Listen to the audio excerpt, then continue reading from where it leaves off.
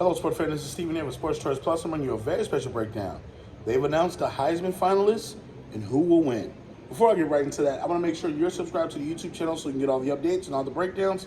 Without further ado, let's get right into it. Looking at the four Heisman finalists, you're looking at LSU, Jaden Daniels, Oregon's Bo Nix, Michael Penix Jr. for Washington, and also Marvin Harrison Jr. for the Ohio State Buckeyes. All four of these guys have pretty good seasons when you look at everything that they've done, but we're going to talk about what they did and what separates them from each other. Let's start out at the very top.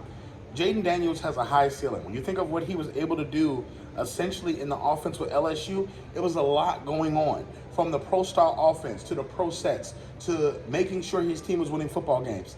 Yes, they did stumble a couple of times. Yes, they did have issues throughout the season where they didn't really hit their mark. But guess what? Every college football player did. There was times when you saw some of the best in the country struggle. But what we did see is him able to pull his team up from the bootstraps. Certain games he was able to pull out from the jaws of defeat and make sure LSU was able to win. When you think about overall, LSU is in a better position because of what Jaden Daniels did.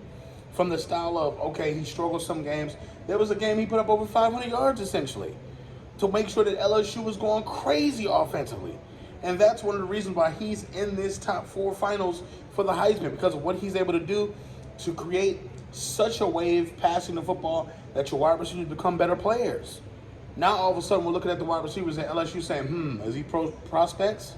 When you think of the passes he makes with the touch, when he's throwing the ball and he's putting it and dropping it in a bucket to where only his guy can catch it, throwing it in between defenders, up over the linebacker, in front of the safety, and then boop, right into the chute. That's what he was doing a lot of times. So you got to look at that and say, this boy had this man had a wonderful season, if you will. Sorry about that. But from the standpoint, LSU was a better team because of him, and I think he deserves to be a Heisman finalist. Look at Bo Nix, what he did for Oregon. The two losses that they have that are tough are against Washington. It's hard to argue that. But Bo Nix throughout the rest of the season was pretty solid. You look at him still having a chance to win that game against Washington in the first round that they played in the first match. Bo Nix was arguably on par to do it. When you think of everything he's brought to this Oregon program, the revitalizing of Oregon, they're back on the map. Even though it felt like he's been in college for like 12 years, Bo Nix is sensational. When you think of everything he's been able to do from start to finish, this year was remarkable because he put Oregon on his back. He led them so many different ways. He had the duck doing push-ups every single week, and he made college football fun in Eugene, Oregon. Not only that, but he re-energized that program. He re-got them on the map as far as recruiting. That's a big part of why he was on that list. Then you got to look at Michael Penix Jr. in Washington and what he was able to do. Clutch throw after clutch throw after clutch throw. Yes, they struggled against the likes of like Arizona. Yes, they struggled against certain teams, but he won every single game. When the time came and he needed to finish everything, he finished the game.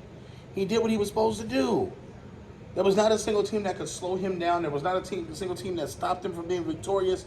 And game after game, late in the fourth quarter, he was always making a big throw. He was always making a big first down run with his legs. He was making the best call to get his guys open to do, bloop. He's throwing at late touchdowns. Bloop, throwing late fades. Bloop, throwing late slants. And all of a sudden, his team's winning. That's the difference. And then lastly, Marvin Harrison Jr., the way that he was able to make pinpoint accuracy catches, the way that he would score touchdowns, the way that he was make late grabs to where his team can then hit a field goal and win the game, to where he was going back and forth battling with the other best wide receivers in the country and making plays down the field. Marvin Harrison taking big shot after big shot, but getting up and again going like that, his generational talent. He's somebody that you remarkably may not be able to get again. He's bigger than his father, taller-wise, body-wise, and he's still out there balling. So these four guys all deserve to be in this one, but there's only one guy that deserves to actually win this one. From the standpoint of everything that he's done throughout the season, I know that there may be other numbers that are more sexier than his. There may be a couple more touchdowns that are more bigger than his, but he has his team in a position to not only win the college football playoff, but he's the only one in this group right here that is undefeated. Let's look at Michael Penix Jr. as possibly being the winner, folks. Every single time his team was threatened to lose, he came back and made sure they had the victory. In 2-minute regiments, where they're doing a 2-minute drill, he's 4-0. He's 4-0. He came and within the 4 minutes came and did what he had to do, locked down the victory for his team. That's clutch. That's clutch. You want to see what he did in the fourth quarters of these games? Look at the stats. He threw the ball, got the completions when he needed to, and moved on. He beat the teams, moved on. That's what he had to do. So for me, my pick, I'm picking Michael Penix Jr. from Washington. I feel like he's earned it. He deserves it. There could be others with bigger numbers than him. When it's all said and done, he's showing you he's in the college football playoff. He's doing the best out of all these guys, and he's in a position to possibly bring a national championship home to Washington. So all you college football fans, get in the comment section who you think should win the Heisman. Definitely check out Sports Choice Plus for all the breakdowns and all the updates. And we'll see you on the very next video.